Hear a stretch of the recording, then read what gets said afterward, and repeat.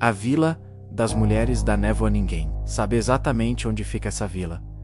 Alguns dizem que ela aparece apenas em noites de neblina. Outros dizem que quem entra nela nunca mais volta. Mas todos concordam em uma coisa: naquela vila vivem mulheres impossivelmente belas.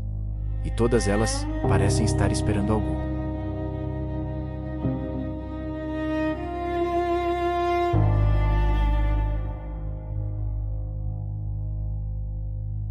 Existem lugares que não aparecem em mapas. Lugares que surgem apenas quando ninguém está procurando. E dizem que, se você encontrar uma vila coberta por névoa no meio da estrada, já é tarde demais para voltar naquela noite. Carlos não estava procurando nada, só queria chegar em casa. Mas a estrada errada levou ele até um lugar onde o silêncio respirava, e onde belas mulheres esperavam na neblina como se soubessem exatamente quem ele era. E o pior de tudo é que aquela vila não queria apenas sua presença. Ela queria que ele ficasse para sempre. Carlos dirigia sozinho por uma estrada antiga, cercada por árvores altas e escuras. A chuva havia parado fazia pouco tempo, mas o asfalto ainda brilhava molhado sob os faróis do carro. O rádio chiava sem parar. O GPF travou, e a neblina começou a aparecer. Primeiro, de forma suave, depois, tão densa que parecia viva. Carlos diminuiu a velocidade, olhou pelo retrovisor. Nada. Olhou para frente. Quase bateu. Uma mulher estava parada no meio da estrada. Vestido escuro, cabelos longos, pele pálida. Ela não parecia assustada. Não parecia perdida. Parecia esperando. Carlos pisou no freio com força. O carro parou a poucos metros dela. Por alguns segundos. Ninguém se moveu. Então ela sorriu.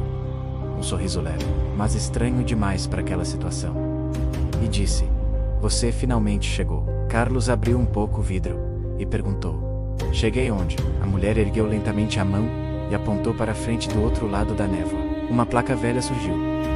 "Bem-vindo à Vila da Névoa, Carlos." Deveria ter ido embora. Qualquer pessoa teria ido embora. Mas havia algo naquela mulher, algo hipnótico. Ela se aproximou do carro e falou com uma voz calma: "Seu carro não vai muito longe nessa estrada. A névoa fecha todos os caminhos à noite." Carlos tentou ligar para alguém, sem sinal. Tentou o GPS. Tela preta. Ela então disse: "Pode passar a noite na vila. Amanhã cedo, você vai embora." Era a única opção. Ou pelo menos parecia ser. Carlos seguiu devagar. E a vila surgiu, como um fantasma saindo do escuro. Casas antigas, janelas iluminadas por velas, ruas estreitas de pedra. Nenhum barulho de crianças. Nenhum cachorro, nenhum carro, nenhuma música, só névoa. E mulheres. Mulheres por toda parte. Nas janelas, nas portas, paradas na rua, todas lindas, todas pálidas. Todas observando. Nenhum homem. Nem um único homem. Carlos sentiu um arrepio subir pela nuca.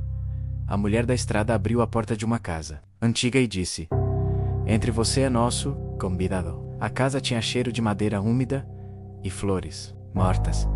As velas iluminavam o ambiente com uma luz tremida. Havia retratos antigos nas paredes, todos mostrando mulheres. Sempre mulheres.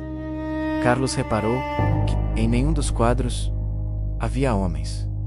A mulher serviu chá e uma xícara de porcelana rachada. Carlos perguntou seu nome. Ela respondeu: "Helena." "Helena." Ele tentou rir do próprio nervosismo. Perguntou: "Quantas pessoas viviam ali?" Helena olhou diretamente para ele e disse: "Hoje, o suficiente." Carlos fingiu não perceber a estranheza, mas quando levou a xícara à boca, viu algo refletido no chá escuro. Atrás dele, uma silhueta em pé. No corredor, ele se virou rápido. Não havia ninguém. Quando olhou de volta para Helena, ela continuava sorrindo, quase imóvel, como se já soubesse o que ele tinha visto. Mais tarde, Helena o convidou para a praça central da vila. Lá acontecia uma espécie de festa. Mulheres dançavam em círculos ao redor de uma fonte seca. Velas flutuavam em pequenas tigelas de metal. Os vestidos escuros se moviam como fumaça. A música não parecia vir de instrumento nenhum. Carlos tentou agir normalmente, conversou com duas mulheres. As duas responderam com frases curtas. As duas sabiam seu nome sem que ele tivesse dito. As duas tocaram em seu braço, como se estivessem confirmando que ele era real. Então ele percebeu o primeiro detalhe errado. Nenhuma delas piscava. Nenhuma vez. Carlos começou a respirar mais rápido. Perguntou a Helena: onde estão os homens da vila? A música parou. As danças pararam. Todos os rostos se voltaram para ele. Helena deu um passo à frente. Seus olhos refletiam a luz das velas de um jeito quase animal. E ela respondeu: eles vieram antes de você. Carlos se afastou da praça com o coração disparado.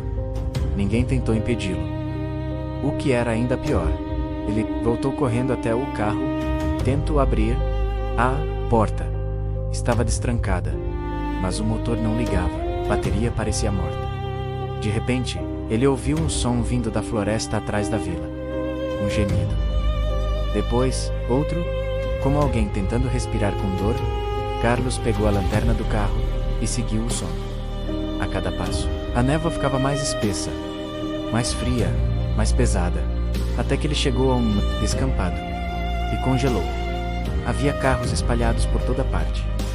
Carros enferrujados, alguns antigos, outros mais recentes, todos abandonados, como se várias pessoas tivessem chegado ali e nunca mais saído. No chão, entre raízes e folhas úmidas, estavam os restos, ossos, relógios, anéis, carteiras, sapatos. Carlos cambaleou para trás, horrorizado. Então, ouviu a voz de Helena atrás dele. Agora você entende. Carlos se virou lentamente. Helena não estava mais sozinha. As mulheres da vila estavam atrás dela, em silêncio, alinhadas entre a neblina. Os rostos ainda eram belos, mas havia algo se desfazendo neles. A pele parecia fina demais. Os olhos brilhavam, com uma luz fria. Os dedos estavam mais longos, os sorrisos mais largos, mais afiados. Helena avançou um passo. Seu vestido parecia se transformar em fumaça na parte de baixo. Sua voz saiu mais profunda, mais antiga. Esta vila não aparece para qualquer um. Ela chama os que estão sozinhos, os cansados, os perdidos, os homens que já estavam vazios antes de chegar. Carlos recuou, sem conseguir falar. Helena abriu os braços e a neblina ao redor dela girou como se a obedecesse. Você não foi escolhido por acaso. Você foi chamado As. Outras mulheres começaram a se aproximar. Não, andando, deslizando. Carlos correu. Correu como nunca tinha corrido. Mas não importava a direção. A névoa sempre o devolvia ao centro da vila, ao chafariz seco, à praça a elas, no desespero. Carlos avistou uma casa maior no alto de uma colina. Correu até lá e entrou. A porta bateu atrás dele. Lá dentro, o ar era mais gelado.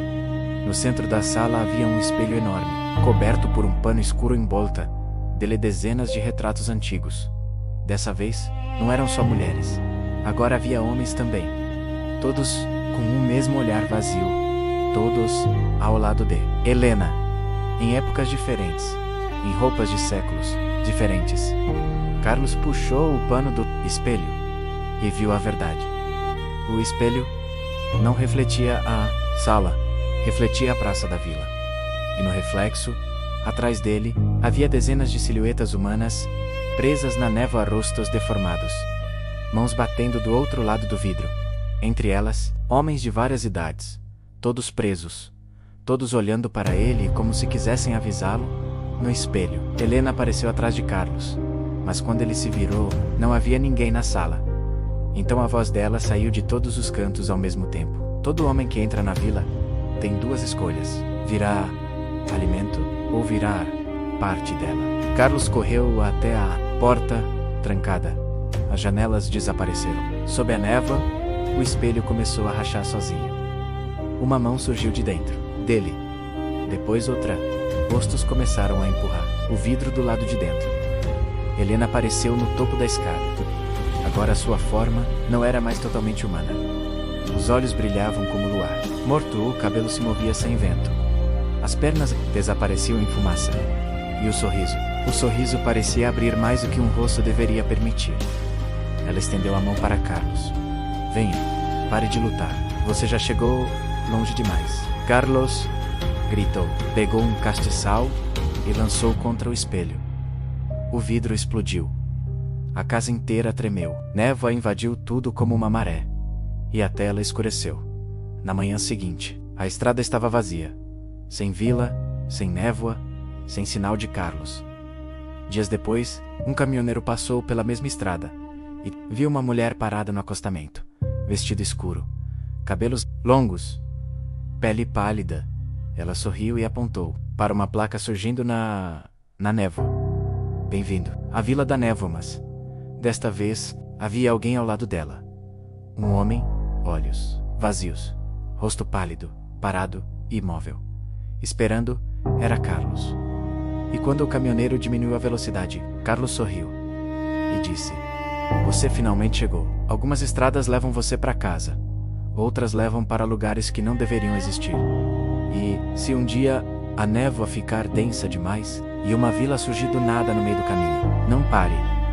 Porque talvez ela não esteja aparecendo para você. Talvez ela esteja chamando você.